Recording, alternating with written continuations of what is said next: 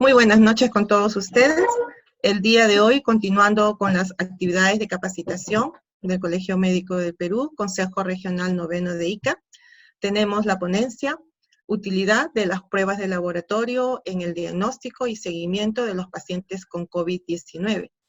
Esta exposición va a estar a cargo del doctor Luis Edgardo Figueroa Montes, quien actualmente es médico patólogo clínico, que actualmente labora en el hospital, Hospital 3, Suárez Angamos de Salud Lima. Además es miembro de la Asociación Médica Peruana de Patología Clínica, es presidente del Comité Nacional de Patología Clínica en eSalud para este año 2020. Además es miembro de 2 comités técnicos nacionales del Instituto Nacional de la Calidad, director de Medicina de Laboratorio, y hace aproximadamente un mes hizo su presentación virtual de la autoría de su primer libro, La diabetes en la medicina de laboratorio. Además, cabe mencionar que el doctor Luis Edgardo Figueroa Montes es egresado de la Facultad de Medicina Humana Daniel Alcides Carrión, en donde realizó sus estudios de pre y posgrado. Damos la bienvenida al doctor Figueroa y adelante con su exposición. Muchas gracias, Patricia, por esa introducción. Para mí es un honor el día de hoy dirigirme a toda la comunidad médica y todos los que están participando de esta transmisión en vivo. Y bueno, a dirigirme a los colegas de ICA es recordar probablemente la etapa de formación que tuve en nuestras aulas de nuestra querida Facultad Daniel Alcides Carrión en ICA. Para el día de hoy, para mí va a ser un honor dirigirles esta conferencia. He tratado de darles una perspectiva amplia de lo que vamos a ver. Es una perspectiva que aborda temas científicos y temas del contexto del cual estamos viviendo y cómo estas pruebas diagnósticas están impactando hoy en día en la salud de los peruanos para tratar de diagnosticar esta enfermedad y en el seguimiento de la misma. Entonces, sin mayor preámbulo, voy a dar inicio a la conferencia del día de hoy y agradezco el tiempo que le están dedicando para escuchar esta conferencia.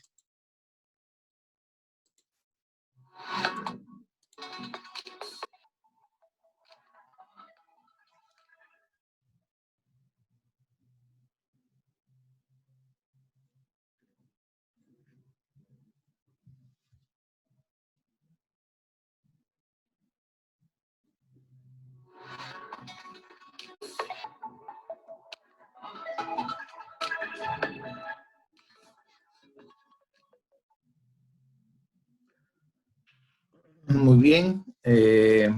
Yo, en este caso, represento a Medicina de Laboratorio, que es una organización que básicamente trata de fortalecer la medicina de laboratorio en nuestro país desde diferentes perspectivas. Una de ellas es tratando de dar la mayor información y asesoría a quien lo necesite en este amplia disciplina, digamos, de la ciencia médica. Por otro lado, como ya dijo Patricia, trabajo en Lima ya desde el año 2007, tengo actividad académica, actividad societaria y, bueno, en eso me he dedicado en todos estos últimos años. En relación al contenido de esta conferencia, no tengo conflicto de interés con lo que voy a versar el día de hoy. Muy bien. Vamos a tratar de interpretar un poco las pruebas diagnósticas. Como ustedes verán, probablemente estamos como este personaje aquí en un mundo de virósfera. Yo creo que nunca se ha hablado tanto de una enfermedad en este siglo como el coronavirus, SARS-CoV-2, productor del COVID en este año. Creo que es de las enfermedades que mayor cobertura mediática están teniendo en este último siglo. De ahí la importancia de entender el impacto que está teniendo en este caso el tema diagnóstico en el manejo de esta enfermedad. Y como todos sabemos, nuestra convivencia o nuestra manera de vivir o como queramos denominarla en adelante ha cambiado. Ya no es como antes, las cosas ahora son diferentes y la manera como vamos a comenzar a convivir con este virus por mucho tiempo va a ser probablemente como vemos en las imágenes. Y esta imagen que nos enseña un distanciamiento social, el uso de mascarillas, es lo que viene en el futuro. Y también hace unos días, la revista Lancet controversial con una publicación que hice sobre el tema de la hidroxicloroquina, ha hecho una revisión bastante amplia, un metaanálisis, una revisión sistemática, y él da a entender que la transmisión del virus con el distanciamiento social mayor de 1 metro va a servir, el uso de mascarillas también va a servir, y el uso de protectores oculares. ¿Por cuánto tiempo? No lo sabemos. Quizás se aparece un nuevo medicamento, un antiviral efectivo, que demuestre que puede matar al virus en el inicio de la enfermedad, o de repente la vacuna, que en el mejor escenario se podría obtener en menos de 18 meses, pudiéramos detener el avance y el escalamiento de este virus en el mundo. Pero eso probablemente va a tomar todavía un tiempo. Otro tema importante que vemos es la avalancha de información que existe sobre el coronavirus. Avalancha no científica, algunas científicas cuestionadas, que hace que se genere todo un espectro de incertidumbre y de duda, más aún en la población en general. Si fuera tan sencillo como la imagen de fumigar estas falsas noticias, sería realmente fácil, pero a veces no es así. Y inclusive algunos casos se ve que han impactado en la salud de algunos pacientes que han optado por obtener estas recetas milagrosas o de repente estas recetas en el concepto de la automedicación. Por lo tanto, desde aquí una invocación a que no hagamos caso a estas falsas noticias y tratemos de siempre tener la asesoría de un profesional de la salud, de un médico para el tratamiento respectivo. Otro tema sustancial que tenemos que entender es el contexto en el cual se está dando esta infección a nivel mundial y básicamente tiene un impacto en grupos específicos. Como decía ayer un colega, no es un virus democrático, ¿no? Afecta a grupos sociales específicos, produce mayor inequidad de la cual ya teníamos y lamentablemente eso impacta. Y Perú, según ya el Time, se encuentra teniendo la segunda tasa por cabeza más alta de infección en el mundo, ¿no? De nuevas infecciones por día, nuestro país. Y da unas cifras para espantarse. Como vemos, dice que aproximadamente 6 millones de peruanos viven aproximadamente con menos de 340 soles mensuales. Yo quisiera que ustedes piensen si con ese monto pudieran vivir. Y la verdad que dudo. Entonces, esta situación de inequidad de esta población que vive en condiciones de hacinamiento y sin muchos servicios probablemente necesarios, básicos para vivir, ocasiona el impacto y cómo esto está creciendo día a día en nuestro país y con el número de fallecidos que ya conocemos, comparado con otros países de la región. Por ejemplo, esta estadística de que 44% de los hogares no tienen un refrigerador es alarmante, algo que en teoría todos pudieran imaginar que es algo probablemente común o de uso común, no es así, y lo vemos. Por eso es que tanta gente va a los mercados con tan corto periodo de tiempo para poder obtener quizás los alimentos que necesita para su día a día. En fin, el resumen de este artículo tan interesante dice que la pandemia va a revelar cuánto han invertido realmente los gobiernos en crear infraestructura para los pobres y para la población en general. Y cada país verá su realidad puesta al descubierto. Y esa es la realidad. A veces se cuestionó mucho por qué de manera tan prematura se hizo la cuarentena en nuestro país, y eso se ve, y eso ya se está reflejando hoy en día, de cómo los hospitales de nuestro sector sanitario se han transformado ya en hospitales COVID. Muy bien, en esa parte introductoria, más o menos para tener una idea del contexto en el cual se está desarrollando esta pandemia, y otro tema esencial es entender el proceso diagnóstico.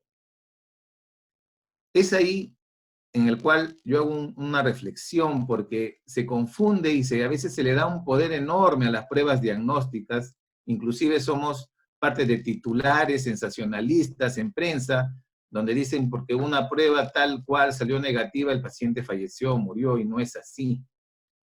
El proceso diagnóstico es un proceso complejo, y aquí les traigo una imagen donde pueden ver cómo se involucra el paciente con el sistema de salud o con el hospital o con el establecimiento para tratar de tener una respuesta, en este caso, a su enfermedad. Y el paciente lo que quiere es irse sano. Pero en este proceso articulan varios componentes. La historia clínica del paciente, el examen físico que se le realice, las pruebas diagnósticas que van a estar involucradas, no solamente de laboratorio, de imagenológicas. El impacto que tienen las pruebas imagenológicas en el COVID es enorme. Y, si el caso lo meritúa, el proceso de referencia de este paciente a otro lugar. Entonces, en la información, integración e interpretación, el plan de trabajo que hay que definir para ese paciente, la recopilación de la información, se establece el proceso diagnóstico. En ello, interviene un grupo de trabajo, miembros del equipo diagnóstico, que como sabemos es multidisciplinario. El plan de tareas, la tecnología y herramientas, organización, infraestructura, etc. Sobre todo ello, se va a establecer un plan de trabajo que al final va a terminar en un tratamiento y en el caso esto todavía no fuera exitoso, tendríamos que retornar, establecer la recopilación de la información y otra vez intervenir. Lo que hacemos día a día en la visita médica. El escenario ideal es que al final el paciente obviamente obtenga la salud. Entonces, el mensaje de esta imagen es que los exámenes de laboratorio son parte de ayuda al diagnóstico. Somos un complemento del diagnóstico clínico que se establece y el plan terapéutico de los pacientes en cualquier sistema de salud. Esa es la realidad. De ahí la importancia de entender que estos exámenes tienen que ser correctamente interpretados dentro del contexto clínico del paciente. Yo quiero dejar este mensaje y esta reflexión para que se entienda bien este tema. Muy bien, y como sabemos, el SARS-CoV-2, bueno, COVID-19 es una enfermedad reciente, no tiene 5 meses conviviendo con nosotros, y miren el enorme impacto que ha generado a nivel mundial.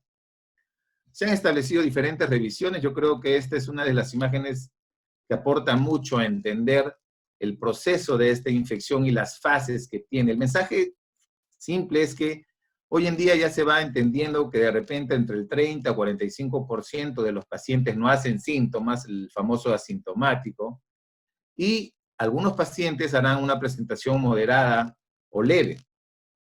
Pero en este bloque tenemos casi el 80% u 85% de los pacientes, ¿no? Ellos, en general, van a tener un periodo de contagio, dependiendo si es no asintomático o tener síntomas leves, hasta aproximadamente 20 días. En promedio, como ustedes ven acá, los asintomáticos clásicos van a estar 15 días. Por eso es que se recomienda un periodo de 15 días de que estén en sus casas y no salgan y después de repente puedan retomar sus actividades. Pero los pacientes que hacen presentación leve, con síntomas moderados o severos o críticos, definitivamente el periodo de contagio va a ser mucho mayor. Y también, como ya sabemos, la mortalidad en ellos va a ser mucho mayor. Otro tema interesante de esta lámina es ver el periodo en el cual, en teoría, el paciente ya tiene una defensa inmunológica, es decir, ya es inmune al virus, y es el color verde. Y como vemos, el periodo de defensa en el cual el organismo ya ha podido generar mecanismos de defensa con anticuerpos, se comienzan a establecer en periodos cada vez más cortos si la enfermedad es más grave. Por lo tanto, hay que entender este tema del periodo de contagio y el periodo de inmunidad que el paciente puede adquirir al momento de interpretar los test de laboratorio. Y de esa misma perspectiva de fases clínicas, tenemos este cuadro muy interesante del Ministerio de Salud español. La Sociedad Española de Microbiología Clínica establece este cuadro bien didáctico, donde podemos ver también lo mismo, el periodo de contagio que tiene el virus, el comportamiento, ya sea muy transmisible, poco transmisible o no transmisible, pero va de la mano con el tiempo en el cual los PCR pueden ser positivos y el periodo en el cual van a comenzar a aparecer los anticuerpos. Vamos a ampliar mucho más esto en adelante, pero la idea es que en pacientes graves o críticos, la presencia del PCR puede ser por mucho tiempo, a diferencia de un paciente que tiene síntomas leves, ¿no? El PCR sintomático, en asintomático, por ejemplo, va a estar hasta el día 13, 15 en promedio, de ahí va a tener obviamente una disminución, pero en pacientes graves el tema cambia, ¿ya? Muy bien, entonces el laboratorio clínico, el rol del laboratorio clínico, o en el Perú se conoce como servicio de patología clínica, tienen funciones clave en el manejo de esta epidemia o del manejo del diagnóstico del COVID-19. Y básicamente tiene tres frentes. Uno es mediante las pruebas moleculares, que como sabemos, por definición sirven para el diagnóstico inicial del virus. Después tenemos las pruebas serológicas, que van a ayudar para ver lo que mencionan, ¿no? Un comportamiento poblacional desde la perspectiva de salud pública.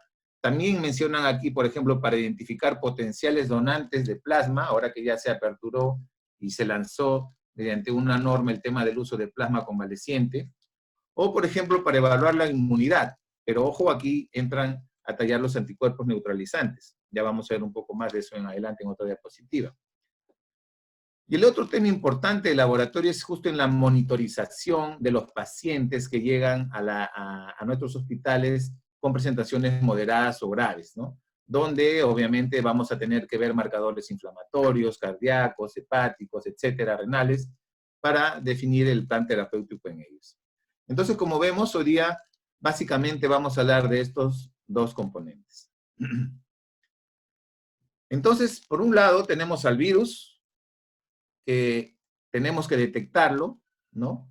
Para ver si es que el paciente tiene una infección actual, siendo asintomático, o sintomático leve, o sintomático bien definido. Y por otro lado, vamos a ver la respuesta de nuestros anticuerpos contra este virus. Y aquí entran los anticuerpos para ver básicamente una infección previa, es decir, una huella que deja el virus en el cuerpo. En otras palabras, mientras acá detectamos al virus, acá detectamos la respuesta al virus con anticuerpos.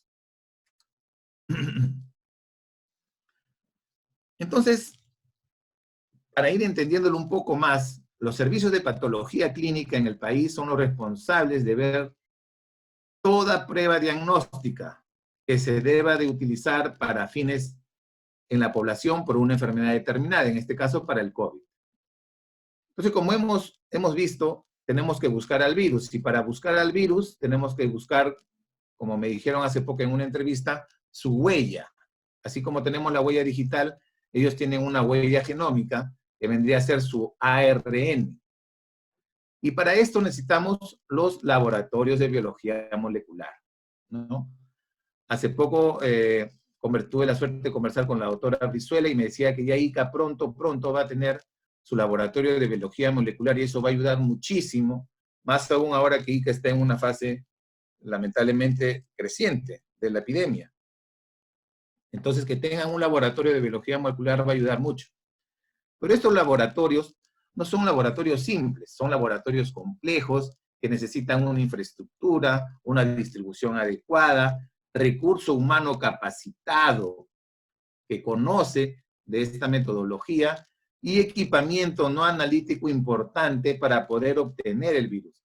Más aún en este virus, que es un virus ARN, es decir, hay que hacer un procedimiento para obtener su ADN de él y poder amplificarlo al momento de querer detectarlo. Entonces, en este campo están la detección o la famosa proteína, la reacción en cadena de la polimerasa o PCR, aquí. Pero por otro lado tenemos los laboratorios clínicos que se dividen, digamos, en diferentes áreas: hematología, bioquímica, microbiología, y generalmente en los laboratorios de inmunología vemos este tipo de pruebas. Pero las pruebas para diagnosticar los anticuerpos, para encontrar anticuerpos, básicamente están divididos en dos grupos. Aquellos que utilizan un método cuantitativo, es decir, me van a dar un valor numérico, me van a contabilizar algo, y aquí tenemos, por ejemplo, las pruebas de ELISA o de quimioluminiscencia, electroquimioluminiscencia, etcétera, que se van a hacer en equipos automatizados, equipos grandes, robustos, que yo puedo establecer algunos criterios de control de calidad quizás un poco más exigentes. Pero por otro lado, tenemos las pruebas que se utilizan en el punto de atención del paciente, o también a veces conocidas como Podium of Care, o pruebas POC, o pruebas cualitativas, es decir, solamente me ven la cualidad. En este caso, resultados dicotómicos, positivo, negativo, infectado, no infectado, enfermo, no enfermo. Si queremos verlo de una perspectiva mucho más amplia. Entonces, estas pruebas no necesitan quizás de un equipamiento tan importante como necesitaríamos para métodos cuantitativos, pero lo que sí necesita son profesionales que conozcan de la medicina de laboratorio, es decir, profesional que tiene competencias para el uso de pruebas diagnósticas. Y este es un tema importante porque a veces se da a entender que son pruebas sencillas, que se pueden hacer en cualquier lugar, que lo pueden hacer de repente cualquier profesional de la salud, y eso no es así. Estas pruebas deben ser relacionadas por profesionales de laboratorio capacitados, donde entiendan cómo van a hacer ese proceso, qué tipo de muestra van a obtener, cómo lo van a procesar, cómo van a validar esa prueba para recién llevarlo a uso poblacional. Todos los test de laboratorio deben de pasar por un proceso de control de calidad, es decir, tenemos que ver si funcionan realmente para ponerlos en práctica. Y para eso se utilizan algunos protocolos establecidos por instituciones mundiales que tutelan el uso correcto de las pruebas diagnósticas. Y eso debería de hacerse en los laboratorios clínicos. No se trata de adquirir un test y ponerlo para uso de la población. Tiene que pasar previamente por controles de calidad. Vamos después a hablar un poco más de ello. Pero aquí les dejo algo para que reflexionen. Se hace entender que con una simple gotita del dedo yo puedo tener un diagnóstico. Pero la pregunta es, ¿se estará usando realmente sangre capilar? ¿Se estará usando realmente sangre combinado con quizás más líquido del intersticio? ¿Será la relación adecuada para poder hacer estos test? ¿O de repente tomamos una muestra en tubo, lo llevamos al laboratorio, lo centrifugamos, separamos adecuadamente los componentes celulares y dejamos solamente el plasma o el suero, donde tenemos mayor concentración de anticuerpos con menos sustancias interferentes? ¿Cuál será mejor? Entonces, este tema es un tema que no es tan simple, y yo quiero que se entienda la importancia de que los profesionales de la salud, en este caso los servicios de patología clínica liderados por los patólogos clínicos, son los responsables de implementar, digamos, el plan de trabajo para las pruebas de punto de atención del paciente. Es decir, la implementación de estas pruebas debe ser estructurada bajo un plan de trabajo donde se especifique claramente cómo lo vamos a hacer y cuáles van a ser nuestros requisitos de calidad hoy en día. Muy bien, eso más o menos para una introducción por parte de los test. Ahora vamos un poco más allá. Como saben, hace muchos años la ley 29.783, que es la ley que ve la ley de seguridad y salud en el trabajo, exige a todas las empresas, a todo el empresariado formal de todos los sectores industriales, tener su servicio de seguridad y salud en el trabajo implementado. Ojo que esto es independientemente del número de trabajadores que yo tengo. Si es que realmente yo voy a hacer una declaración real de todos mis trabajadores, ¿no? Sin embargo, la pregunta es, ¿realmente el 100% de las empresas formales en nuestro país tienen implementado su servicio de seguridad y salud en el trabajo, su comité o un profesional a cargo de ello? Esa sería la primera pregunta que dejo al aire. Asumiendo que eso sea así, esta resolución ministerial que salió hace poco, la 239, el 28 de abril, donde básicamente el sentido de esta resolución es establecer los lineamientos de la vigilancia, prevención y control de la salud de los trabajadores con riesgo a la exposición al COVID. Todos los trabajadores deben ser evaluados en base a su trabajo y se establece un riesgo. ¿Quién lo hace esto? Va a depender de esta tablita. Para fines simples, menos de 20 trabajadores, el empleador va a decidir ¿Quién será? No dice quién, no dice a alguien le tendrán que encargar ese tema. Para empresas que no tienen riesgo, pero aquellas empresas que tienen riesgo con menores de 20, debe ser un enfermero o una enfermera, ¿no? Acá ponen las características. Si es menos de 100, también una enfermera o enfermero, pero si es mayor de 100 trabajadores, hasta 500, un médico. Y si es mayor de 500, un médico o enfermera a partir de 100. Pero esto bajo el esquema de que en ese servicio tengan implementado, obviamente, su servicio de seguridad y salud en el trabajo. Bajo este tema es donde el empleador va a tener que definir el riesgo y sobre el riesgo se van a tomar acciones. Cada uno de estos riesgos va a definir una intervención o un plan de trabajo para cada uno de ellos. Y dentro de este esquema se incluyen las pruebas rápidas, las pruebas serológicas, ahora como pruebas rápidas, las pruebas serológicas cualitativas, sería el nombre correcto, son las pruebas rápidas. Entonces, el empleador define el riesgo. Y estamos viendo algunas cosas como esta. Por ejemplo, resultados de pruebas rápidas firmados por licenciadas de enfermería, en este caso, o informes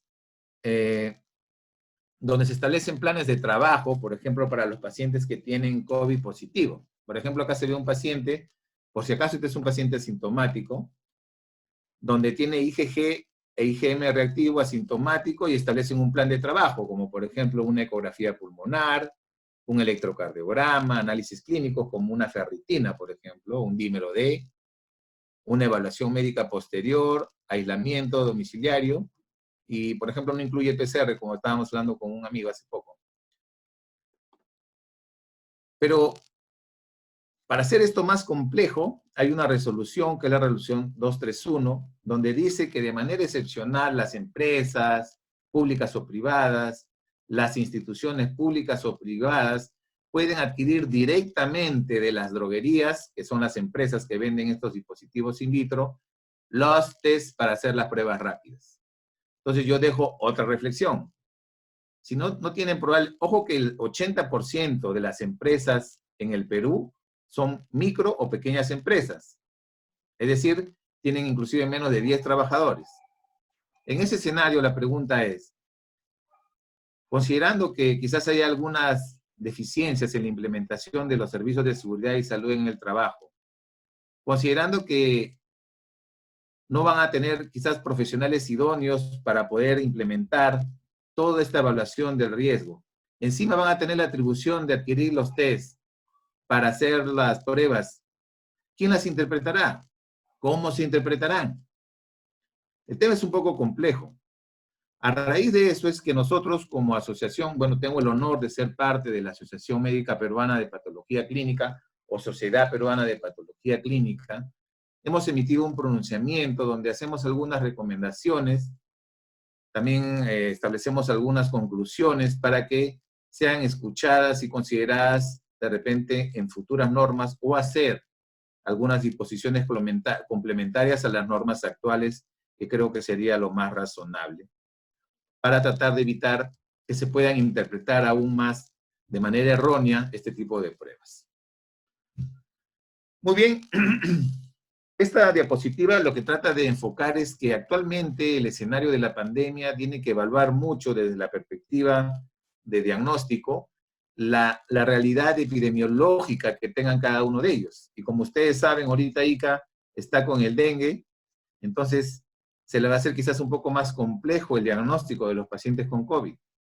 Entonces tienen todavía una responsabilidad mayor, una dificultad mayor para tratar de definir estos casos. Y esto es en general, para cualquier tipo.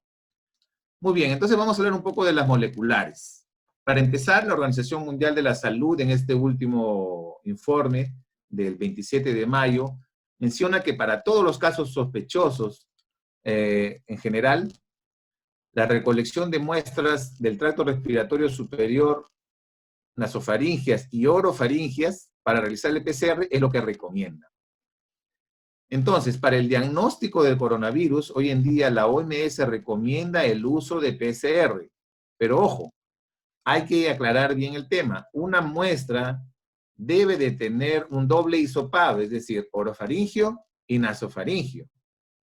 Y para obtener el nasofaringio hay que saber hacerlo con hisopos adecuados que me permitan evitar errores, obviamente al final de querer obtener la muestra. De la misma manera, cuando se persiste la sospecha clínica y salen de repente estas muestras negativas, se pudieran recomendar muestras del tracto respiratorio inferior. Obviamente es un poco más complejo, pero es lo que recomienda la OMS. Entonces, la OMS actualmente recomienda para diagnóstico, repito, las muestras por biología molecular, o las muestras moleculares, las pruebas moleculares.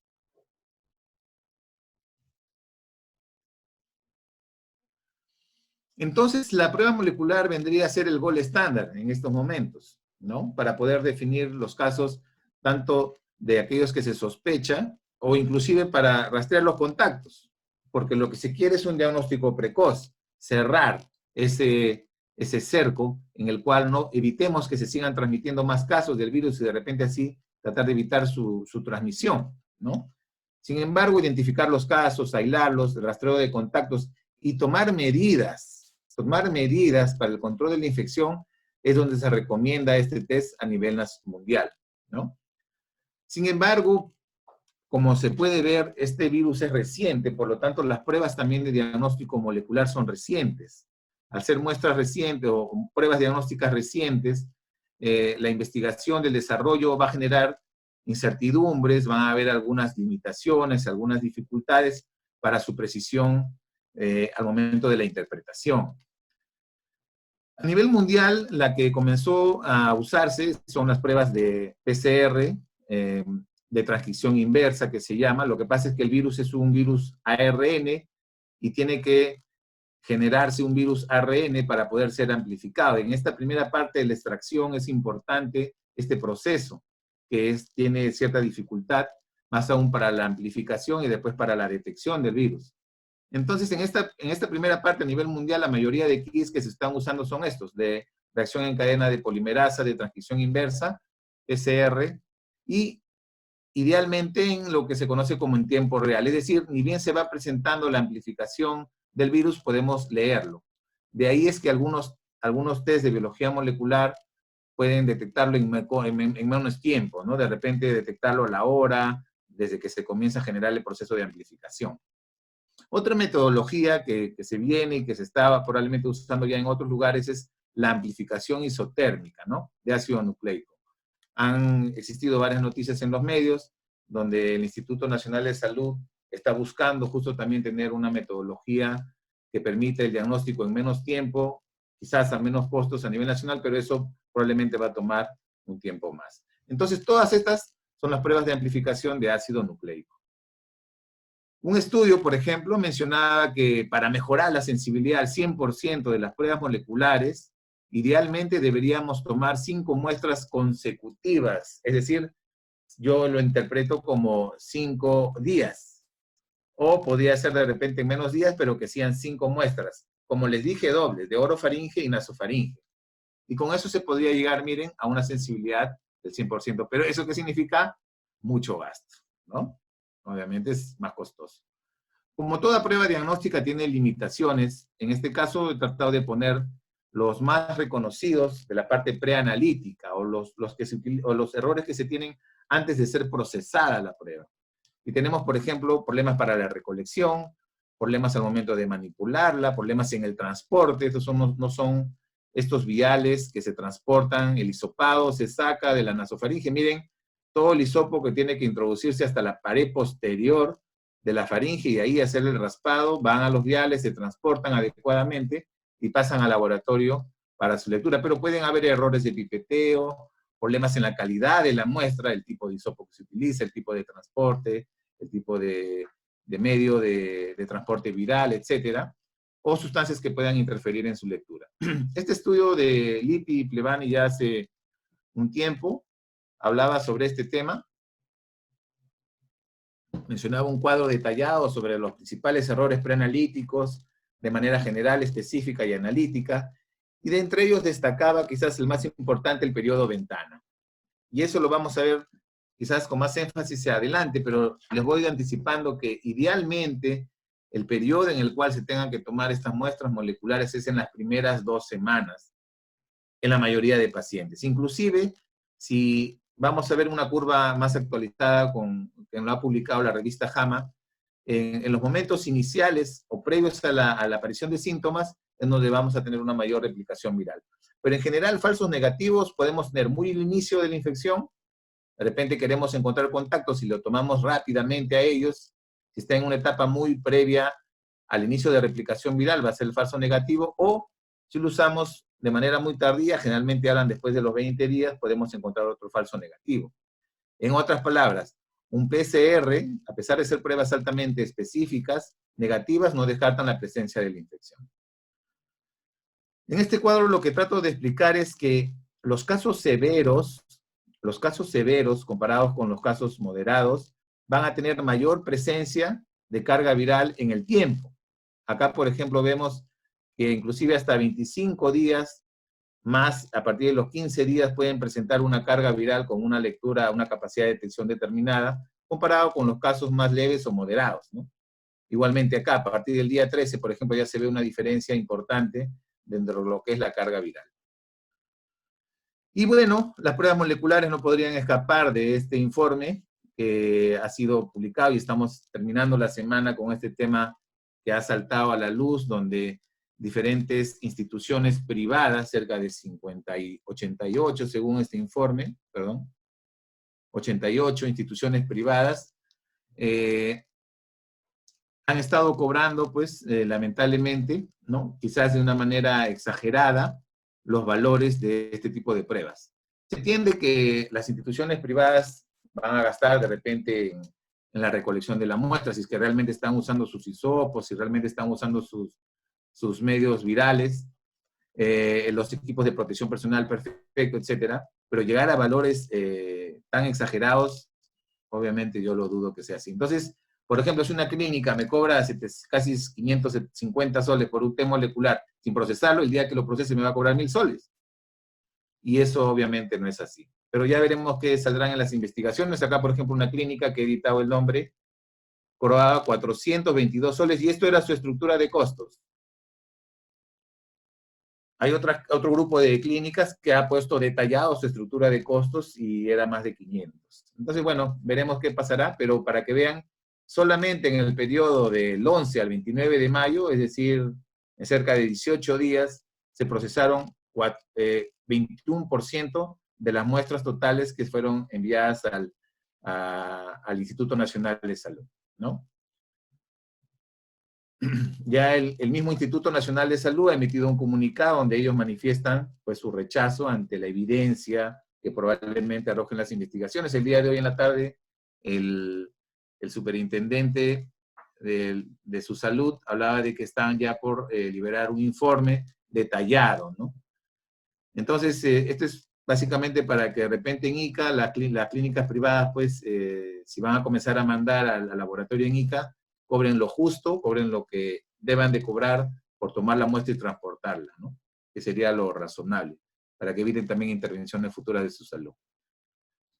Y acá están los laboratorios que en un inicio de la pandemia era solamente el Instituto Nacional de Salud en Lima, como dice el ministro ya de manera reiterada, eran solamente 500 pruebas que podían procesar en el día, hoy en día están a más de 2.500 de pruebas moleculares, y acá están todos los laboratorios. Eso en realidad es bueno porque al final estos laboratorios van a servir quizás para tratar de disminuir la drogoresistencia para el Helicobacterium tuberculosis en el mundo, en el Perú. Como saben, el Perú lamentablemente sigue liderando el tema de tuberculosis en la región. Entonces, estos laboratorios van a permitir de repente para que después se puedan utilizar para este fin, o regionalmente cada hospital, de acuerdo a su perfil epidemiológico, van a tener que usarlo para otros vectores, ¿no? O para otras enfermedades, ¿no? Actualmente en el Perú también hay 6 laboratorios ya privados que están procesando sus muestras pruebas moleculares. Entonces, en general, considerando el mejor escenario, un transporte adecuado, una muestra adecuada, un proceso adecuado, la principal barrera va a ser la ventana diagnóstica, que significa que se tome en un tiempo inadecuado. Para fines de esta publicación, el resultado negativo de PCR se podía ver después del día 20. Conclusión, tratemos de tomar las muestras por el antecedente clínico antes de los primeros 20 días. Mientras más corto, mucho mejor. Muy bien, ahora vamos a hablar de las pruebas serológicas. Las pruebas serológicas que pueden ser, como hemos visto, cualitativas o cuantitativas, están las pruebas rápidas, que vendrían a ser las pruebas serológicas cualitativas, que me dicen una cualidad, positivo, negativo, nada más. Las otras serían las cuantitativas, es decir, que se hacen mediante equipos y cuantifican la cantidad de anticuerpos. Una característica de ello es que, así como en la biología molecular utilizamos algunas técnicas de amplificación del virus para poder detectarlo, el virus, en el caso de las pruebas serológicas se hace exactamente lo mismo, pero mediante técnicas inmunológicas, para tratar de ampliar la señal y poder capturar la mayor cantidad de anticuerpos. Es decir, es un artificio del proceso metodológico, ¿no? A diferencia que las pruebas rápidas, serológicas o las pruebas cualitativas simplemente detectan lo que encuentran en la muestra. Acá no hacen más que recibir la muestra y se ve la lectura. Aquí no, aquí podemos encontrar algunas ventajas, pero en general, al día de hoy, la OMS no recomienda estas metodologías serológicas para el diagnóstico. La OMS, para el día de hoy, no recomienda estas muestras para el uso diagnóstico, ¿ya? A diferencia de las pruebas moleculares.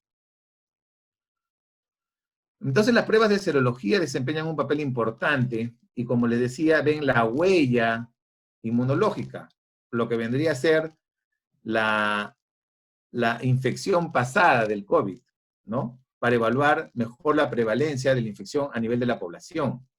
Y eso es lo que miran estas pruebas. Tratan de ver eso, la huella inmunológica, el pasado, qué pasó, cómo reaccionamos. Pero es importante entender que esta huella va a depender también del tipo de paciente. Es decir, un paciente que tiene de repente enfermedades crónicas, donde su capacidad de síntesis de repente de proteínas está afectada, la capacidad de poder producir anticuerpos quizás sea mínima o baja.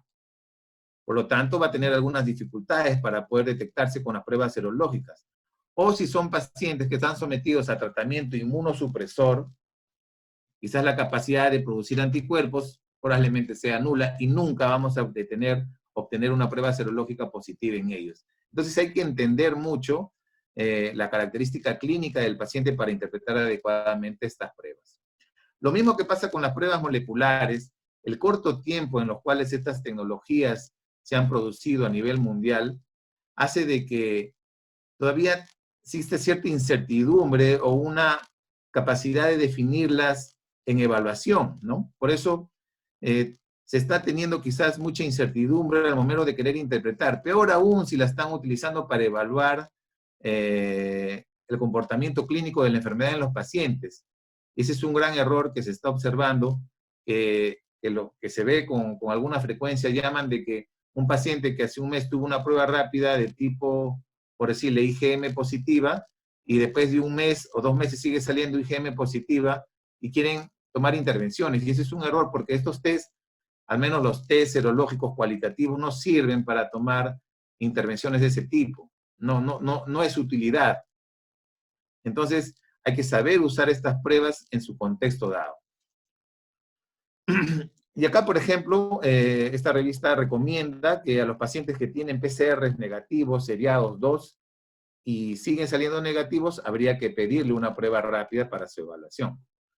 También para comprender el alcance de la pandemia en la comunidad, ¿no? Para básicamente buscar personas inmunes y potencialmente protegidas contra la infección, es decir, pacientes que ya tienen anticuerpos. Esto es importante entenderlo porque a veces se cuestiona mucho y dice paciente con prueba, uno escucha, ¿no? Hicieron una campaña donde se vio que de 100 pasajeros en un medio de transporte, salieron positivo 20. Por lo tanto, eran 20 pacientes que estaban enfermando a los demás o contagiando. Pero no especifican si eran M o si era G. Si son G todos, pues excelente, son pacientes que ya han pasado por el proceso de infección. Este es un tema importante porque si, a pesar de que puedan existir limitaciones para hacer las pruebas moleculares y se van a utilizar estas pruebas para evaluar o reincorporar trabajadores, hay que saber interpretarlas en su dimensión, y su interpretación no es tan simple, no es una interpretación fácil. Vamos a ver después un poco más de ello. En general, entre 7 a 14 días es el promedio que está demostrando, en este caso, esta publicación habla que en promedio de 7 a 14 días después de iniciados los síntomas, los pacientes ya pueden estar generando una conversión, es decir, comenzar a producir anticuerpos. Ahora, inmunológicamente, y eso lo sabemos desde nuestros estudios de pregrado, empezaremos a producir inmunoglobulinas M y después inmunoglobulinas G. Sin embargo, el comportamiento que se está obteniendo en este virus es desde una perspectiva incierto, porque estamos obteniendo a veces primero la G y después la M, o G y M en paralelo. Lo que pasa es que hay que entender que pueden existir algunas limitaciones metodológicas para la detección oportuna de las M. En otras palabras, en algunos pacientes se está obteniendo primero la G porque quizás el método no pudo detectar antes las M. Vamos a ampliar un poco más de eso en adelante. En esta publicación de JAMA habla del método de ELISA, que a veces lo piden los colegas pensando que es para VIH nada más. El ELISA es una metodología que se utiliza para detectar todo, múltiples analitos, pero se hizo más conocido con el HIV. En este estudio publicado por JAMA han hecho este cuadro muy interesante en base a metodologías cuantitativas para anticuerpos G y M mediante ELISA. Más o menos es así como ven. Una plaquita que se puede leer de manera semiautomatizada o automatizada. Y aquí se genera toda la reacción mediante el uso de muestras y reactivos. Entonces, en este estudio dice M e G e inmunoglobulina G es positivo incluso al cuarto día, ¿no? Porque están presentándose de esta manera. Y se producen niveles más altos en la segunda a tercera semana. Vamos a ver eso más adelante. La inmunoglobulina M comienza a disminuir, dice, y alcanza niveles más bajos en la quinta semana y desaparece en la semana 7. Generalmente, miren, si podemos encontrar hasta la semana 5 por ELISA, que es una metodología cuantitativa que amplifica un poco la señal para detectar anticuerpos, ¿cómo será con las pruebas cualitativas? Y en cambio la inmunoglobulina G persiste más allá de las 7 semanas. ¿Hasta cuánto? Esa es otra pregunta. Y se ha visto que en líneas generales los virus respiratorios no tienen una producción de anticuerpos muy prolongada, ¿no? De repente quizás no superen los 6 meses. Pero hay otros estudios que hablan que podía superar hasta 2 años. Pero eso todavía se va a saber cuando convivamos con este virus por mucho más tiempo. Entonces, acá la publicación habla un poco de las pruebas rápidas, de las pruebas cualitativas, donde habla que inclusive lo que se está comercializando y desarrollando son de calidad variable. Y efectivamente, eso lo estamos viendo día a día en los diferentes servicios de patología clínica. El comportamiento de algunas marcas es diferente a otras marcas. ¿Por qué?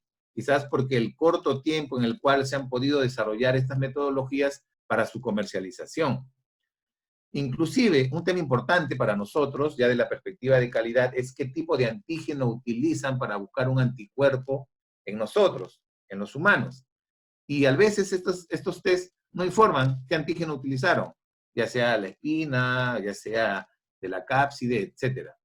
Ahí tenemos algunas limitaciones. La declaración en los insertos debería ser expresa del tipo de antígeno que utilizan, porque eso también está asociado al comportamiento de la respuesta de anticuerpos neutralizantes.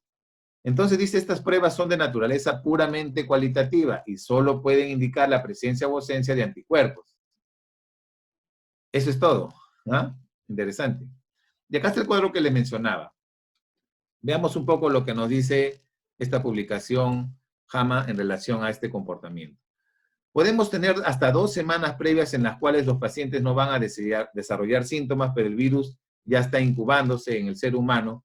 Y miren, desde la semana previa iniciados los síntomas, las pruebas de biología molecular ya pueden detectar. Si yo encuentro un paciente, rápidamente sus contactos pudieran ya tener la presencia del virus y detectados por biología molecular. Vamos a hacerle caso más a este color celeste porque estas son las muestras nasofaringeas y vemos que desde una semana previa al inicio de síntomas ya podemos tener una curva ascendente que lentamente va a caer aproximadamente a partir de la tercera semana, es decir, 21 días. Por eso es que les mencionaba que idealmente hasta los 20 días estas pruebas por PCR pueden salir positivas. Pero ojo, esto va a depender también del tipo de paciente. Si es una presentación leve, va a ser diferente a una presentación grave, etcétera, como ya lo hemos visto al inicio. Por otro lado, enfoquémonos en estas dos líneas punteadas. La línea punteada de color morado lo ponen de la mano con la G, es decir, sincrónico. Según JAMA, en base a los estudios que él ha recolectado, y la mayoría hechas por ELISA, él evidencia o establece en este cuadro de unos nacimientos juntos, ¿no? Tanto la inmunoglobulina M como la inmunoglobulina G al inicio de la segunda semana, lo que llaman entre 7 a 10 días. Y a partir de aquí comienzan a tener un pico ascendente donde la M generalmente cae a partir de la quinta semana. Es decir, un paciente que ha tenido una infección por coronavirus puede tener presencia de inmunoglobulina M inclusive hasta más allá de la semana 6. Es por eso que podemos tener pacientes que hace 2 meses se infectó o de repente hace mes y medio y todavía tienen M y nosotros estamos pensando que es un proceso agudo. Y eso no es así. Más aún si está asociado a la inmunoglobulina G.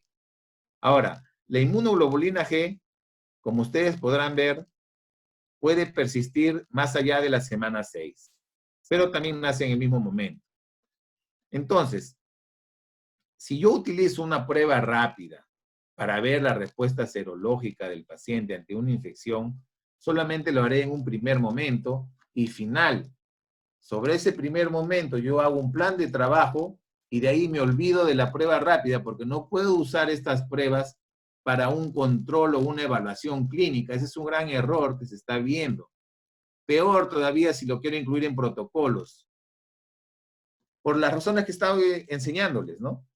Aparte de que si lo queremos incluir con los programas de la reincorporación laboral, lo primero que tenemos que hacer es evaluar o hacer un protocolo. Y ojo, en todo el protocolo, estas pruebas son complementarias a la prueba diagnóstica, que no son las pruebas serológicas. Y, como vemos, el PCR también tiene un comportamiento, ¿no? Al inicio es probable que siempre esté y que demuestre la infección en las mejores condiciones, pero después ya la probabilidad de que sea negativo es mayor. ¿Y cuándo ponen aquí? Tercera semana. Y los anticuerpos detectables, la inmuno-G, obviamente, por mucho más tiempo, ponen acá casi de la segunda semana. Y este es el cuadro más interesante que quiero que entiendan para que en adelante puedan interpretar adecuadamente sus tests.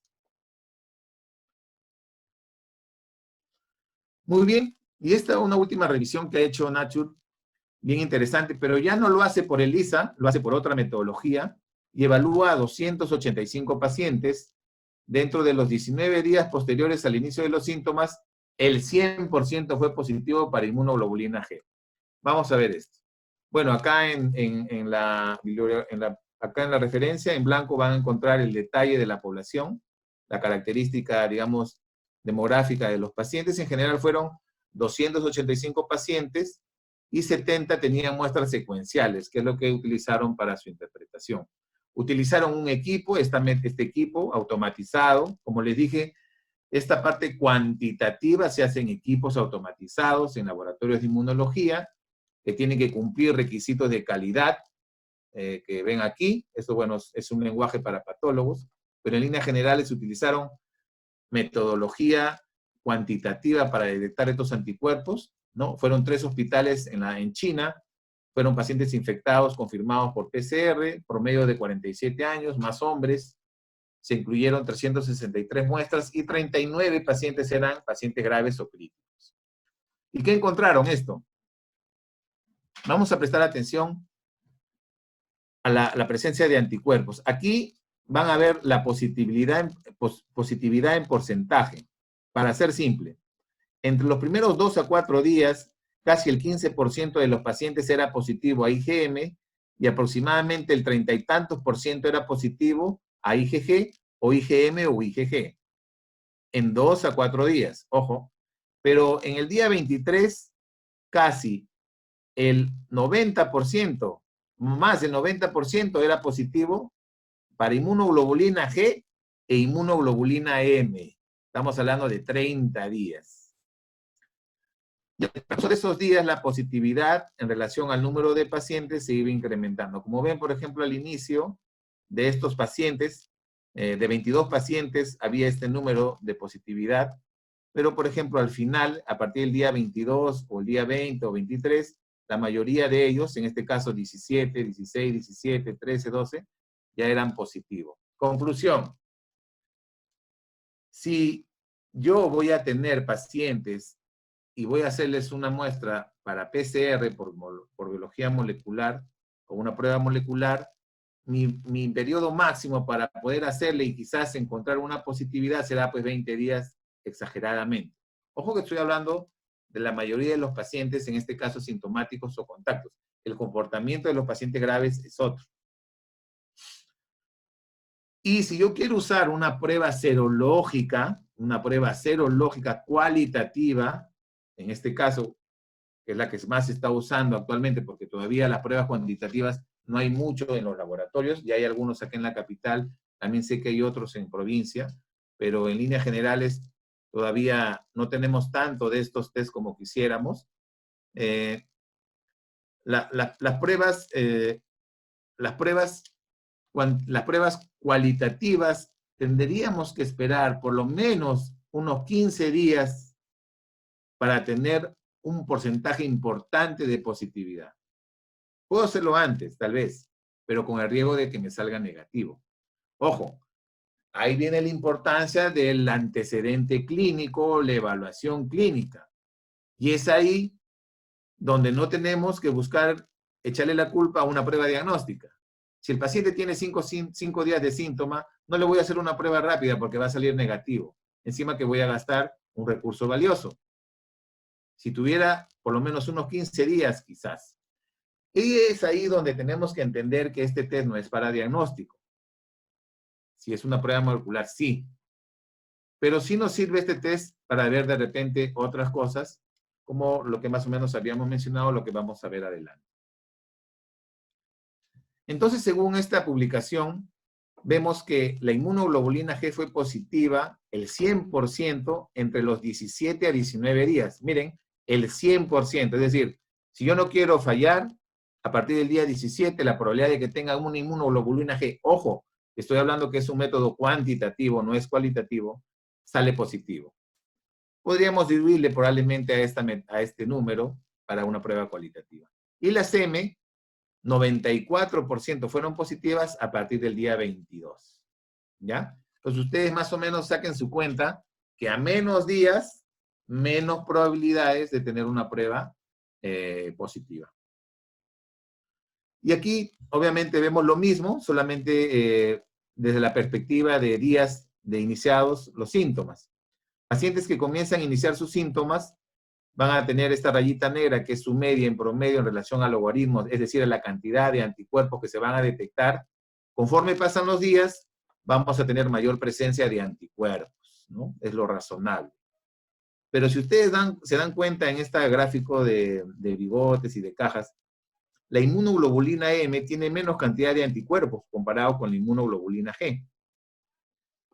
Considerando que la inmunoglobulina M es una inmunoglobulina intermedia entre la verdadera protección, es decir, estos anticuerpos no van a ser unos anticuerpos 100% efectivos para neutralizar al virus, son una etapa intermedia entre la protección verdadera, que van a ser la inmunoglobulina G, que es la que va a durar por mucho tiempo, tienen menos concentraciones. Entonces, imagínense si los pacientes también tienen menos capacidad para generar anticuerpos, ¿no? Por eso es que estos test justo ven eso, la presencia o la ausencia de anticuerpos contra un agente, en este caso contra el COVID. Y hay que entender bien eso, porque para eso sirve. El otro tema importante de entender es que los casos severos van a tener mayor concentración de anticuerpos. Y eso tiene que quedar completamente claro, por ejemplo, si vamos a implementar estos protocolos de plasma convaleciente, donde tenemos que buscar pacientes que hayan tenido una presentación grave de la enfermedad, idealmente, porque son los que tienen mayor concentración de anticuerpos y probablemente la mayor concentración también de ellos sean neutralizantes, ¿ya? A diferencia de las presentaciones no severas, donde su concentración va a ser mucho menor, tanto para G como para M, ¿ya? Y aquí este cuadro interesante que era lo que les mencionaba. En esta publicación de Nature hace una diferencia bien interesante del tipo de anticuerpo que se presenta desde iniciada la infección. Y habla de 3 comportamientos.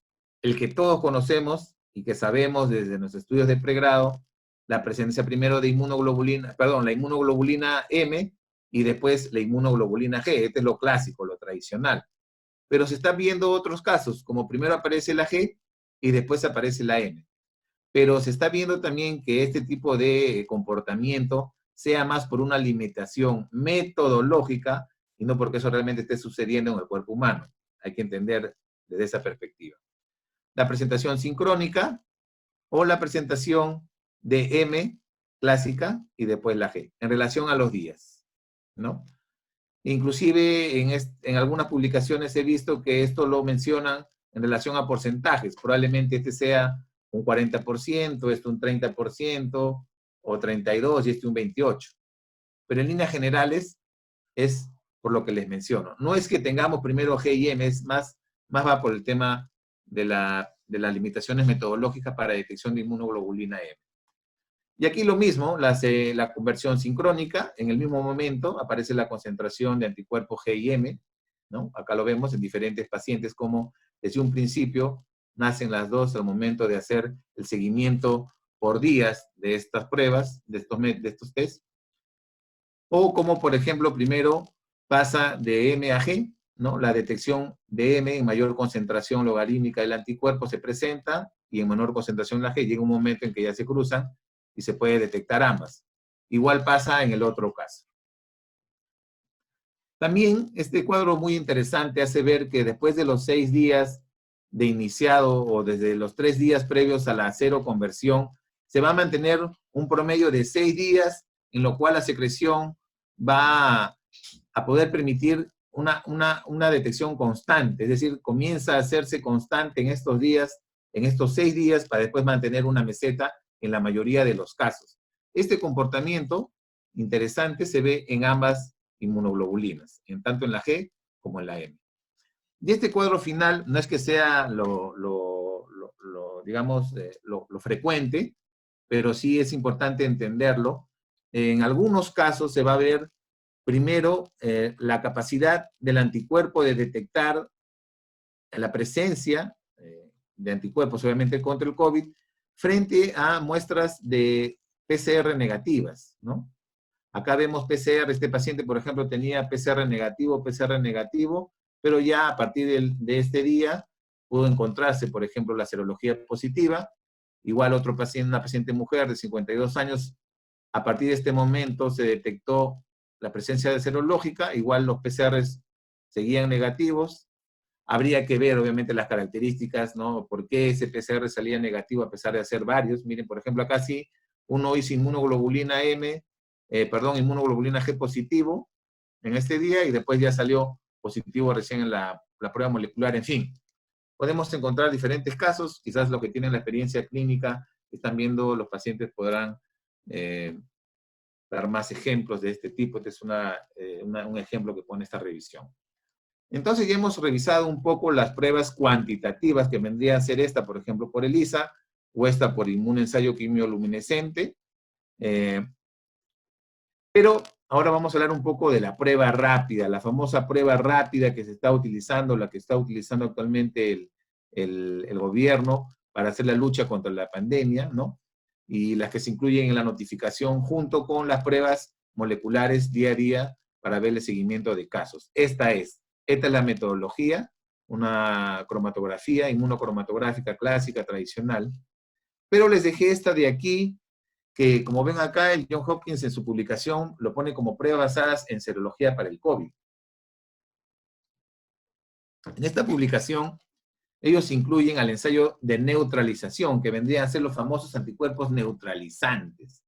¿Por qué he querido incluirlo? Porque actualmente la norma que se ha sacado para implementar protocolos para la extracción de plasma convaleciente y uso en los pacientes que lo meritúan de acuerdo a cómo se establece el protocolo, deberían pasar por el proceso de anticuerpos neutralizantes, que como ven acá, viene a ser la inclusión del plasma en platos en los cuales se le agrega el virus, como ustedes ven aquí. Es decir, tenemos plasma y virus en diferentes concentraciones y eso se siembra y se espera el cultivo. Como ven, ya hay una dificultad, también tiene un nivel de bioseguridad diferente a un laboratorio tradicional para poder determinar. Pero, sin embargo, esto no es un tema, digamos, es un tema que debería de hacerse de la manera idónea, pero hablando con el doctor que está liderando este tema normativo a nivel del Ministerio de Salud, menciona que eso se puede hacer en una etapa posterior, hay que guardar las muestras de los pacientes, preliminarmente pudiera detectarse de manera cuantitativa la presencia de anticuerpos neutralizantes, ¿no? Y después quizás mandarlo a un laboratorio de mayor complejidad. Es decir, no es un paso obligatorio, pero sí necesario, y eso va a depender de la evaluación de estos protocolos en el Instituto Nacional de Salud y en los hospitales como se esté realizando. Felizmente ya están las normas, ya está elaborado. Muy bien, pero para hablarles un poco de las pruebas rápidas, quiero que entiendan un poco qué son lo que nosotros utilizamos en laboratorio. Y lo que nosotros utilizamos en laboratorio se llaman dispositivos de diagnóstico in vitro, dispositivo médico de diagnóstico in vitro. Está dentro de una norma, que es la ley 29459, que habla de la ley de productos farmacéuticos, dispositivos médicos y productos sanitarios. Esta ley, que básicamente le dedica casi todas sus páginas al tema farmacológico, le dedica algunas páginas a los dispositivos médicos, y dentro de ellos, los dispositivos médicos de diagnóstico in vitro. Aquí están los reactivos, para hacerlo en sencillo, dentro de esta parte. Entonces, DIGEMIT es el que regula el ingreso de estas metodologías o de estos reactivos o de estos dispositivos médicos al país. Entonces, el día de ayer me di el tiempo de descargar el listado de empresas farmacéuticas a quienes se les ha otorgado autorizaciones excepcionales de dispositivos médicos para el COVID. Y como podemos ver, hay 47 metodologías que ya han ingresado y que se están comercializando probablemente en estos momentos para pruebas moleculares, 143 para pruebas serológicas, siendo un total de 190. Y aquí el país que lidera, tanto para pruebas rápidas como para pruebas moleculares, es China. En el caso de las pruebas rápidas, estamos hablando del 74%, 106 son de ese país, y vienen 9 de Alemania, 8 de USA y de otros países, vemos de Suiza, Rumania, Países Bajos, etc. Y las moleculares, en menor porcentaje también de China, también tenemos de España, Reino Unido y otros. Entonces, una pregunta más dejo. 190 metodologías que han ingresado a nuestro país han pasado por rigurosas evaluaciones de control de calidad, donde según la norma, la DIGEMIT tiene que de manera aleatoria tomar muestras de sus presentaciones y mandarlos al Comité Nacional de Calidad del Instituto Nacional de Salud para que el Instituto Nacional de Salud emita una opinión favorable o desfavorable en relación a este test. se habrán pasado las 190 evaluaciones de estos productos en nuestro país. Los test que estamos usando actualmente para el diagnóstico han pasado por esta rigurosa evaluación. Por ejemplo, este es el último informe que hablaba sobre la situación de la pandemia del COVID en el Perú, del grupo Prospectiva, y acá podemos ver un tema interesante. Esto es de Lima Metropolitana. Podemos ver aquí, por ejemplo, que el mayor porcentaje de los resultados que se liberan diariamente son resultados que tienen inmunoglobulina M e inmunoglobulina G positivo. Inmunoglobulina M e inmunoglobulina G positivo, es decir, sincrónicos. Y son la mayoría.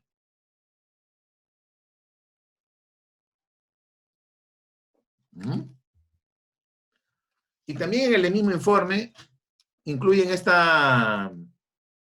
este cuadro donde ponen las sensibilidades y las especificidades diagnósticas que han obtenido del comportamiento de algunas marcas que han ingresado. En este caso vemos de 3 marcas, las que están aquí. Y en teoría, acá dice Fuente Instituto Nacional de Salud, ha hecho una evaluación y como podemos ver son sensibilidades y especificidades bien altas.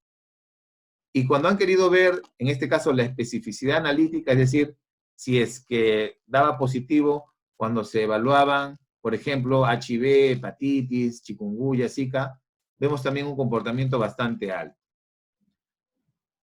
Conclusión, según este informe, dado por el mismo Instituto Nacional de Salud, dice que cumple con criterios y estándares, performance aceptable de 3 marcas compatibles con literatura, interpretación y uso de resultados según norma y criterio clínico.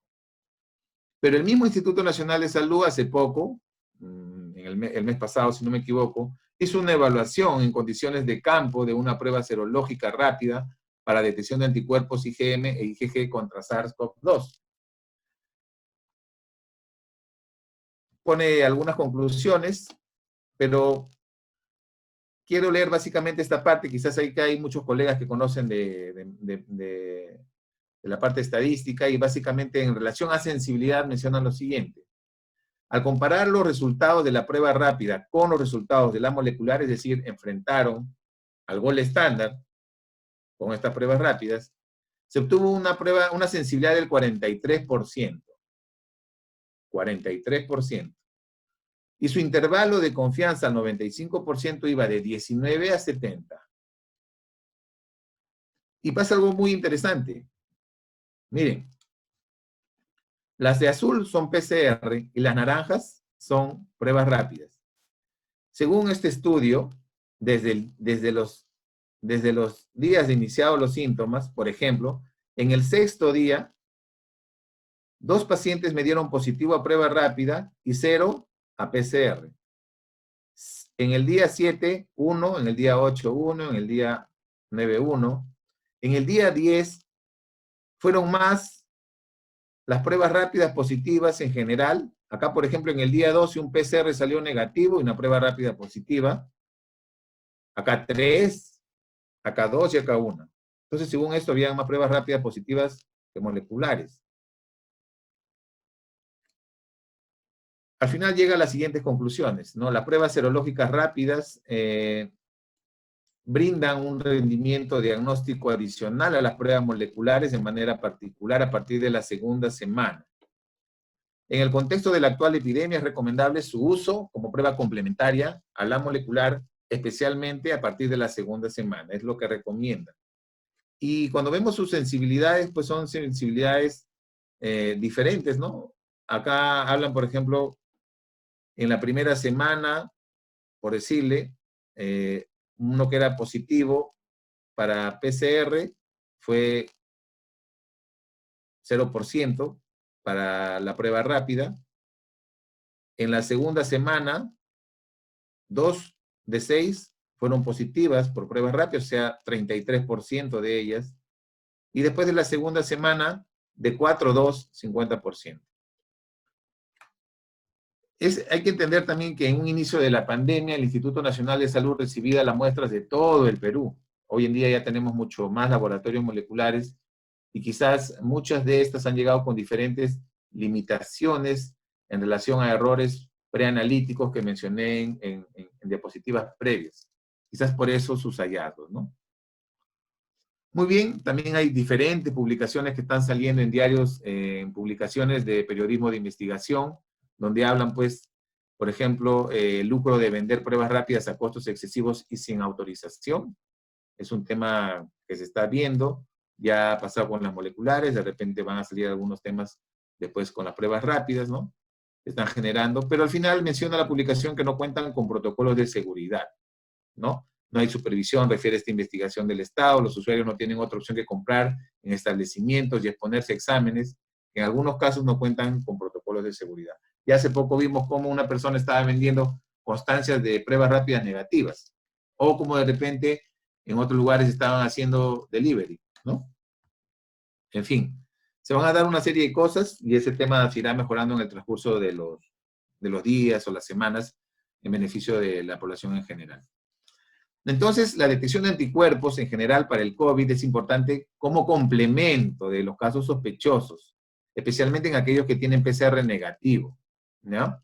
Y también es importante de repente para ver el tamizaje de infección asintomática en contactos cercanos.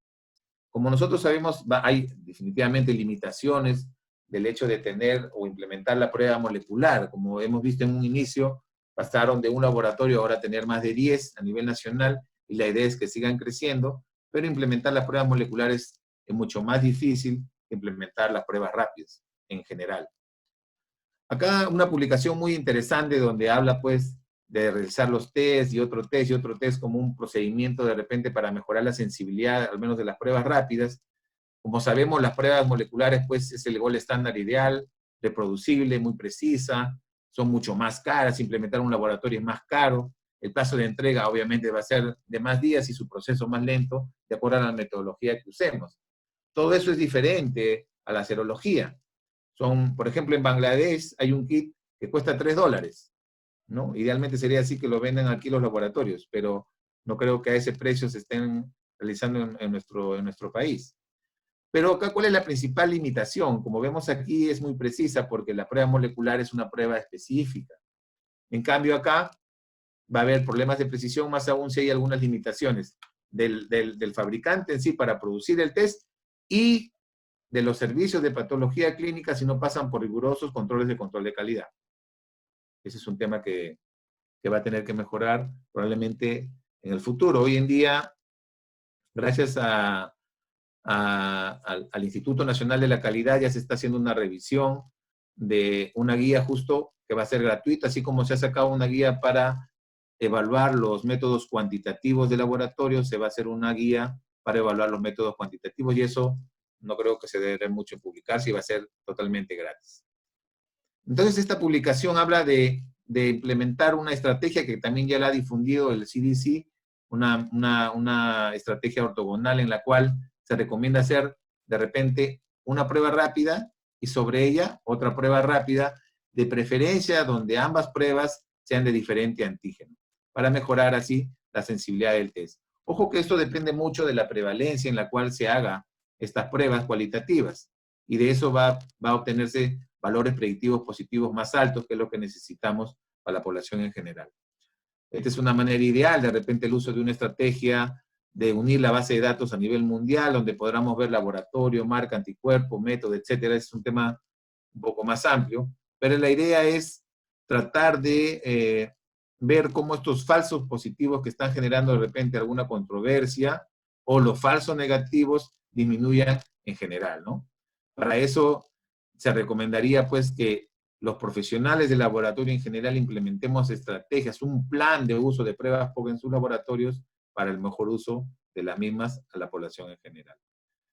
Entonces, como hemos visto, tenemos las metodologías, esto ya es de la Sociedad Española, donde ponen las pruebas cromatográficas o cualitativas o las cuantitativas como ELISA, y acá ponen las principales aplicaciones, ya para tratar de redondear la idea, ponen, por ejemplo, en aquellos pacientes que tengan alguna clínica, pero por lo menos con 5 días previas de síntomas, se le pudiera hacer, como hemos visto, algunos estudios ya hablan de cuarto día, por eso consideran 5. En caso de pacientes que tengan PCR repetidamente negativo, pudiéramos hacerle estas pruebas, estoy hablando de las pruebas cualitativas o cuantitativas si hubieran en los hospitales.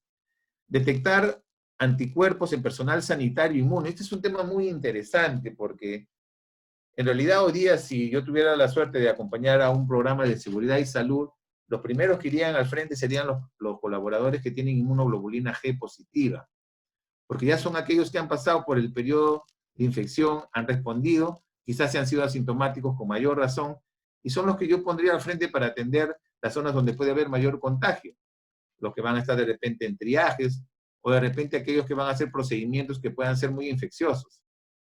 Sin embargo, dependiendo de los protocolos como se estén implementando, están todavía mandando a sus casas a los colaboradores que tienen IG positivo. Igual en otros sectores.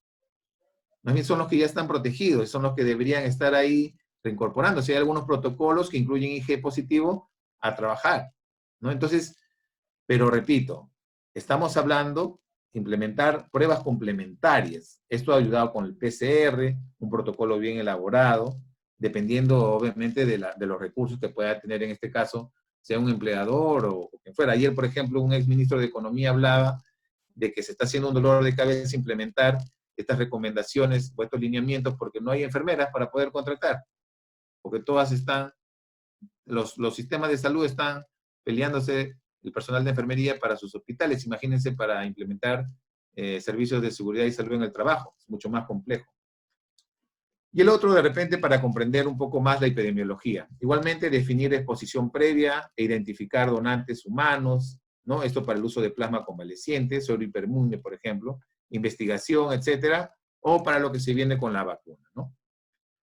Aquí les dejo este enlace. Este es un enlace muy interesante de esta organización que está trabajando de la mano con la Organización Mundial de la Salud para acelerar, dice, el acceso a los diagnósticos como parte de una respuesta global a la epidemia. Entonces aquí, por ejemplo, seleccioné pruebas serológicas rápidas aprobadas por el FDA, son 129, de la Comunidad Europea, perdón, del FDA no llegan a 12, y ojo, que por decirlo así de sencillo, la Comunidad Europea es una comunidad que evalúa la calidad documentaria y la calidad de las metodologías, pero se ciñe mucho la parte documentaria, es estricto, tiene que presentar o no un certificado. En cambio, la FDA, aparte de pasar esos filtros, ojo que la FDA también ha pasado por un escándalo, hoy día ya ha afinado un poco, por eso ha sacado un listado de algunas pruebas que él ya no las considera para comercializar en los Estados Unidos. Hace estudios de las pruebas de una manera práctica.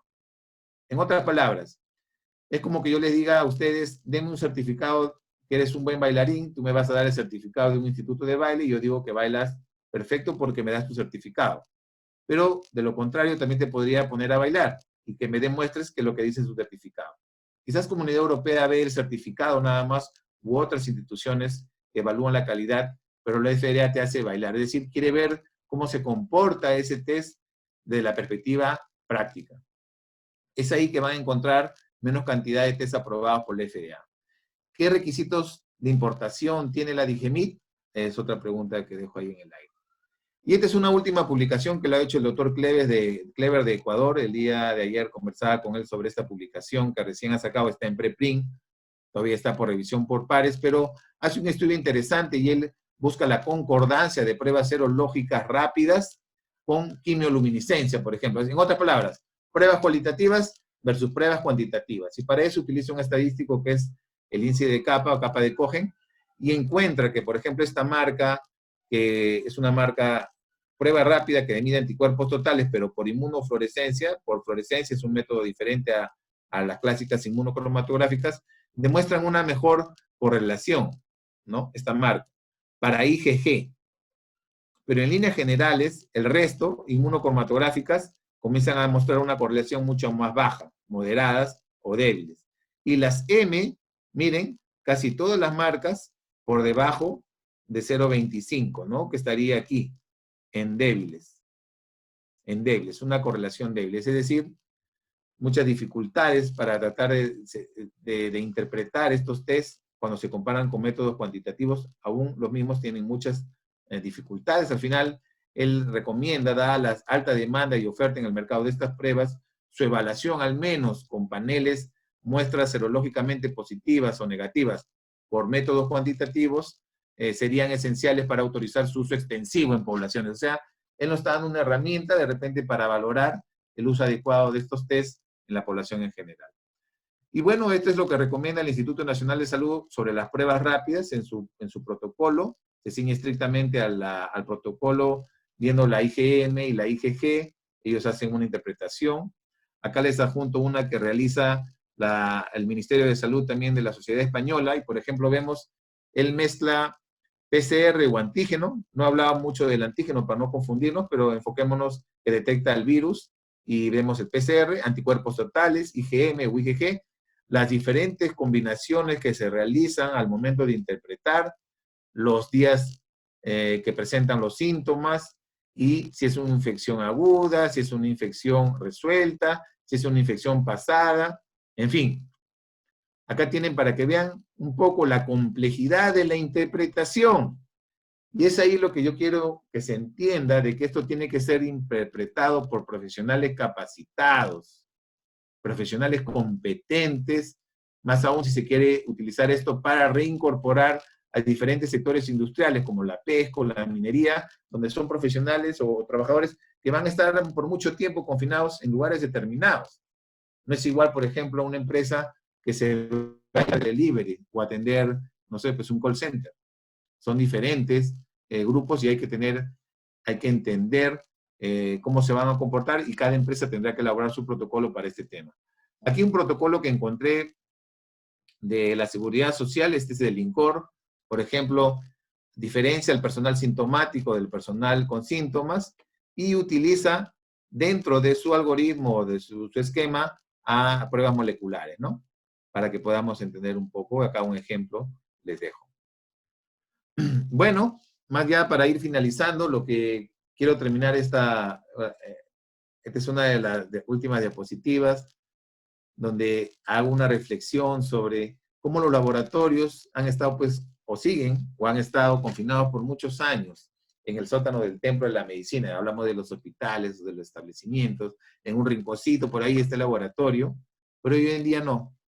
Hoy en día tenemos un papel importante, primario, tenemos los reflectores encima en este duro proceso que ha sido el diagnóstico, y día a día todos los profesionales de la salud, igual laboratorio, igual los diferentes servicios médicos, asistenciales, quirúrgicos, en fin, luchan contra este virus. Y yo en realidad hago un homenaje el día de hoy aquí, y de repente unos segundos de silencio por todos aquellos médicos que nos han abandonado en esta lucha, y por todos los profesionales de la salud que día a día están brindando su mayor esfuerzo por combatir esta epidemia.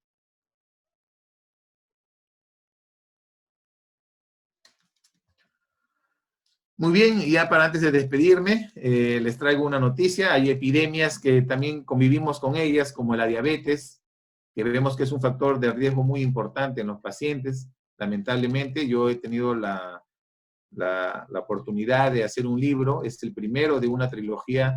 Los próximos van a ser también sobre enfermedades crónicas no terminales. Este libro lo he publicado en el mes de mayo y está al acceso de todos, es para todos los profesionales de salud, para que estén actualizados en esta enfermedad. Está hecho de manera muy básica, muy sencilla, donde utilizo los criterios del 2020 de la Asociación Americana. Lo pueden descargar de Amazon, está súper barato, menos de 15 soles lo pueden descargar. Aquí dejo los enlaces, o en mis redes también me pueden encontrar. Bueno, muchísimas gracias por el tiempo. Creo que me he excedido, pero he tratado de ver todos los componentes de este tema. Y solo para terminar, la imagen de mi querida Facultad de Medicina Humana, donde estuvimos por mucho tiempo, y acá está toda mi promoción. Este era mi salón, nada más por si acaso, éramos A y B. Este es el A. Todos mis compañeros, a los cuales les mando un fuerte abrazo aquí, con mucho cariño, y a mi linda facultad. Para mí es un honor el día de hoy compartir esta conferencia con ustedes, y mi alma mater, ¿no? De pregrado y de posgrado. Yo tuve el honor de hacer mi residentado médico en el Hospital Félix Torrealba Gutiérrez, que tiene el nombre de un patólogo clínico, igual que el Hospital Guillermo Almenara Irigoyen. Son uno de los dos hospitales de la Seguridad Social que tiene nombre de patólogo clínico. Él decidió irse a Ica, a pesar de tener un buen posicionamiento en su momento aquí en la capital, y se fue a Ica. Y en ese hospital tuve la suerte también de ser mis prácticas de pregrado y después mi formación como especialista de posgrado.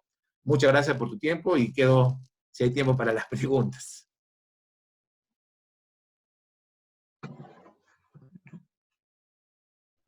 Muchas gracias, doctor Figueroa. Gracias por su ponencia. Excelente, que nos ha permitido ampliar nuestros conocimientos, sobre todo para dar una adecuada utilidad a las pruebas que nos has mencionado de diagnóstico y de seguimiento a los pacientes con COVID-19. Has hablado mucho sobre los falsos también negativos que se dan en estas pruebas.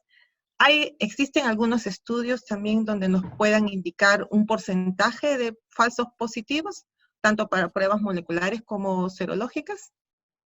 En realidad, eso va a depender mucho en el caso de las pruebas moleculares, depende mucho de la calidad de la muestra, básicamente, para evitar falsos negativos y el periodo de ventana. Yo creo que el periodo de ventana es importante para ambas. Si tomo muestras moleculares antes de los 15 días, pruebas serológicas después de los 15 días, tengo muchas probabilidades de tener pruebas positivas. Pero si lo tomo en el momento indicado, no creo que haya problema. Es todo lo contrario si lo tomo en el momento no adecuado. Ahora, en el caso de las pruebas cualitativas, la sensibilidad o la especificidad que se va a dar dependiendo de la calidad del test y de la prevalencia de la enfermedad en la población, es decir, de cómo va el avance de la epidemia, un tema importante es su valor predictivo positivo. Por ejemplo, con pruebas que tengan una prevalencia del 5% de la enfermedad, podríamos encontrar a la fecha, según reportes del CDC, valores predictivos positivos del 48%, 50%. ¿Eso qué significa? Que de 2 pacientes que yo tenga pruebas positivas para coronavirus por pruebas cualitativas, uno será un verdadero paciente que tenga la infección. El otro será un falso positivo. Entonces, la única manera de mejorar la sensibilidad, uno es el tiempo en el cual tomemos estas pruebas. Y el otro va a depender de que tanto el Estado, tanto el sistema de salud, como las unidades productoras de servicios de patología clínica implementen los controles de calidad adecuados para tener los mejores resultados. ¿Alguna pregunta, doctor Franco? Una consulta más, doctor Figueroa. Para el estudio de plasma convaleciente, que recién ha salido la norma, para medir el nivel de anticuerpos que va a tener el donante, ¿qué pruebas se van a usar, las cuantitativas o las cualitativas? Definitivamente tienen que ser las cuantitativas, ¿no? Justo el día de ayer, antes de ayer o ayer, tuve la suerte de tener una reunión con el doctor Fuentes como parte del Comité Nacional de Patología Clínica, y él justo nos comentó, le hice esa pregunta porque se ha generado todo un tema, y él dijo que definitivamente las cuantitativas, para determinar al menos que el paciente tenga cantidades de anticuerpos, pero lo ideal es que eso pase después a una evaluación de anticuerpos neutralizantes, quizás en los laboratorios que tiene. Creo que comentó Argentina tenía un laboratorio que podía detectar. Entonces, actualmente las pruebas cuantitativas todavía no se están haciendo, solo en algunos laboratorios. En lo que es salud, usted está de presidente del Comité del Petitorio Nacional para el año 2020. ¿Se van a ampliar el rango para el uso de estas pruebas? Porque usted sabe que para hacer las compras de los reactivos tiene que estar incluido en el petitorio. Y si esta prueba no está incluida, no se va a poder hacer compras ni procesos. Claro, las evaluaciones de tecnología sanitaria, que son las ETS, pero no son las otras ETS, estas son las evaluaciones de tecnología sanitaria, están a cargo del IECSI en la Seguridad Social. Entonces el IECSI es muy probable que esté ahorita en la evaluación para emitir las especificaciones técnicas para los test cuantitativos, ¿no? Ya emitió para los test cualitativos y como tú sabes, eso no estaba en el petitorio y ya se están usando las pruebas. De la misma manera va a ser por los test cuantitativos, que es lo ideal, diría yo, para poder ver el comportamiento de este coronavirus, ¿no? Mejor que las pruebas cualitativas. Bien, gracias. ¿Alguna pregunta del público? ¿No hay preguntas? Ok.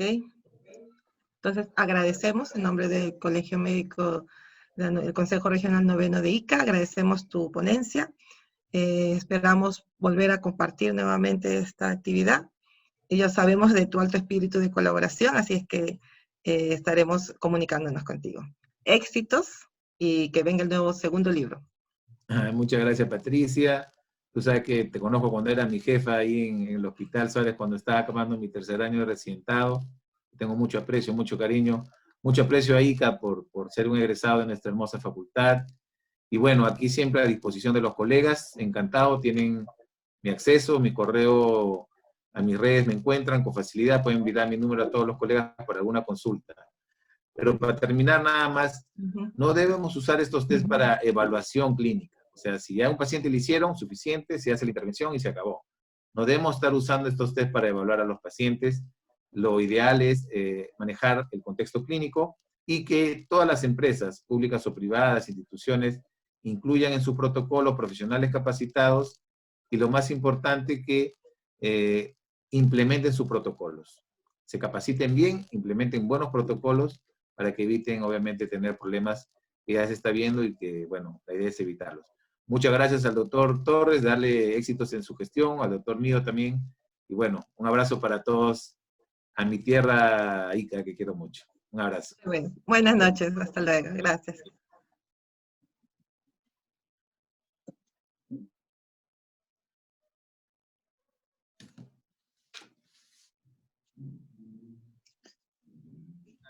Doctores, buenas noches. Bueno, ya hemos dejado la transmisión en el Facebook.